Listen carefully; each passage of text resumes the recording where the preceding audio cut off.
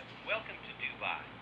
Dubai is a city and an emirate in the United Arab Emirates, known for luxury shopping, ultra-modern architecture, and sandy beaches.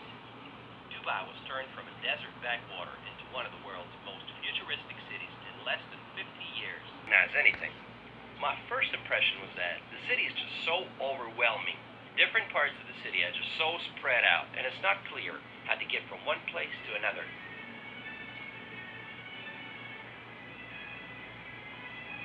First of all, let's point out some cultural aspects. Although Dubai is the most liberal of the seven emirates, it is still an Arab emirate, and much of its culture is influenced by Islam. Criticizing the royal family, local laws, or the country in general will probably get you in trouble. Drinking in public or just being intoxicated in public is also against the law. When visiting public places, you gotta follow a certain dress code. Make sure you cover your shoulders and knees. Also, no kissing or hugging in public. You will hear a call to the prayer 5 times a day, no matter where you are, outside, in a mall, or at a business meeting. Looking at all the luxury of Dubai, it might seem that everyone must be pretty wealthy around here, which is often the case for locals and some high-skilled expatriates coming from countries like the US, UK, and Canada. They live in fancy neighborhoods. Rather, they live in communities such as this one. They can't afford to bring their families over here, and sometimes several men have to share one room. They're here to make some money and send it back to their home country. None of those people had plans to stay here longer than they needed to, because UAE citizenship is almost impossible to obtain. Even if you're born here, it doesn't change anything unless one of your parents is an Emirati. Just imagine a situation, say, a young couple that comes from Egypt comes to live and work in Dubai. They give birth to a child who grows up, gets their education here, gets a job afterwards, and continues living in Dubai, thinking that Dubai is their home. Then that person's working visa is not extended for whatever reason, and they're told, go home. Go home where, they ask. Go home to Egypt, where that person had never been in their lifetime. Today, less than 5% of the Emirates' revenue comes from oil. Instead, the economy relies on trade, tourism, aviation, financial services, and real estate. Tourism is doing well. Dubai is the 4th most visited city in the world. The city had 15 million overnight visitors in 2016. But the real estate situation is another story. Those who want to invest in Dubai have to keep an eye on the market. Several years ago, Dubai already found itself in a difficult situation when it needed a $20 billion bailout from its oil-rich neighbor, Abu Dhabi, to escape a debt crisis caused by collapsing property prices. Since 2014, residential property prices have dropped by more than 15% and are still falling.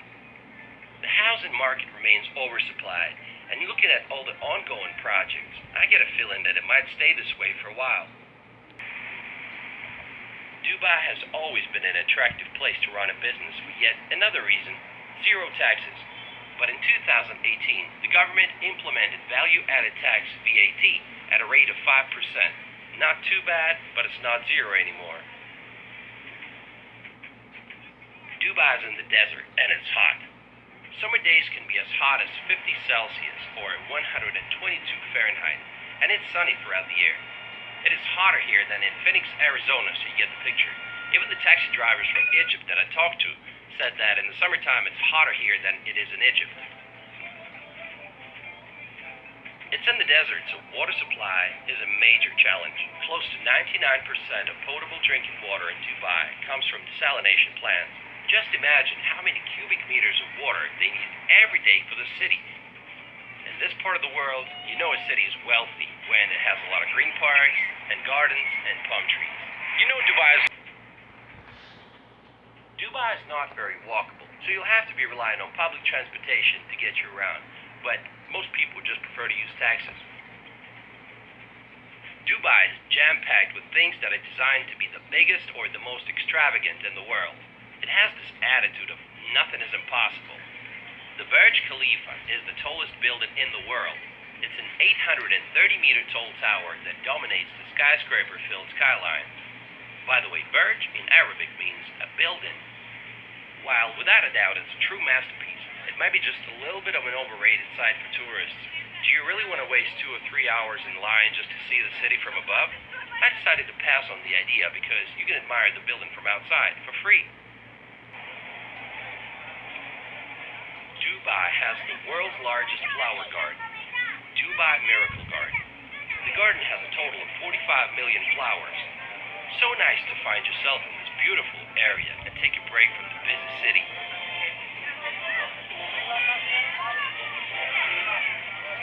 During the summer months, the garden stays closed for obvious reasons. It's too hot. Where do you find the best roads in the world? For 5 years in a row, the Emirates had been number one when it came to quality of roads, according to Global Economy. And of course, if you have some super roads, you need some supercars, right? Bus stops with air conditioning. They call them air-conditioned bus shelters, and there's more than 1,000 of them right now in the city. Dubai has the world's longest fully automated metro system, where all trains run without drivers. Most of it above the ground. They have two lines, a green line and a red line. The red line goes along the main Dubai street, Sheikh Zayed Highway. There are 3 different classes of service: silver class, women and children only, and gold class. A ticket to the gold class is 2 times more expensive than usual. The best thing about it is it doesn't get crowded during rush hours. Public transportation in Dubai is also known for one of the most ambitious engineering structures of our time, an artificial palm tree archipelago, Palm Jumeirah, which added nearly 50 miles to the coastline. We are famous. Atlantis de Palm is a luxury hotel resort located at the apex of the Palm Jumeirah. Among other things, it has Aquaventure Water Park and the Lost Chambers Aquarium that is home to 65,000 marine animals. Hi, where you guys from? There is another station in Dubai. One of them is monorail. The ticket is very pricey. It's $5.5 one way. So let's take a look at what it's like on the inside.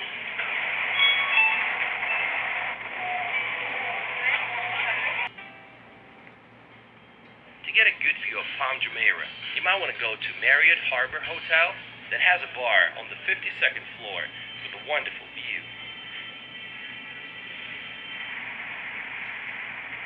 Did Palm Jumeirah turn out as successful as they planned it to be? Well, not really. Instead of an exclusive private enclave, you got a generic copy of American suburbia. The houses are standing side by side at 3 times the original planned density.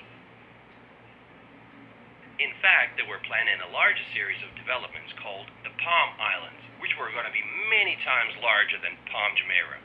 And also the world, a series of islands representing the world, like every single continent.